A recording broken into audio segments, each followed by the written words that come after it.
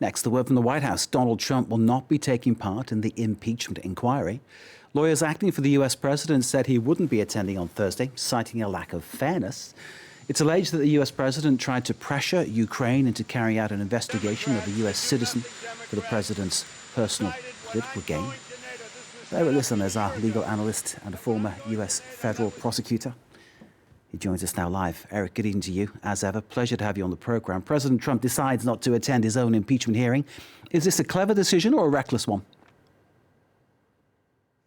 It's a decision that he made probably with the overall perspective in mind that there's nothing that anybody could say on his behalf at the hearing that would be useful to him. So it would be better off for him to continue to attack the legitimacy of the entire proceeding, even though the proceedings are being conducted pursuant to historical rules and procedures that were actually most recently updated by his own political party, the Republicans.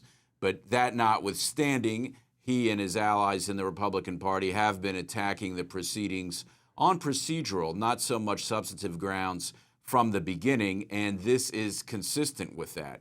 The problem with where it is inconsistent is that he's also been complaining that he doesn't have the opportunity to speak directly through his personal lawyer as opposed to Republican spokespeople. He doesn't have enough of a say in who the witnesses are. But here, when he is directly invited to do that, he's saying, no, I don't want to do it. On the one hand, it looks like he's obviously conceding his guilt in the affair. On the other hand, it might be construed by his loyal partisans as supporting the contention that, well, this is some sort of an illegitimate inquiry, so I'm not taking part. The hearing by the House of Representatives Judiciary Committee then marks the next stage of the probe, with legal experts giving testimony that could lead to a vote of impeachment. Have you heard enough, in your opinion, to think that such a vote could take place?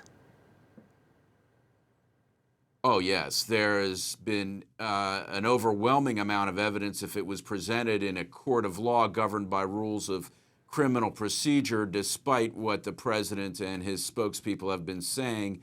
There is quite enough there for a judge to charge a jury that they could convict, and in all likelihood, an impartial jury would convict, even beyond the very high American legal criminal standard of beyond a reasonable doubt. Here, we don't have to meet that standard. It doesn't have to, the level of proof doesn't even have to be that high.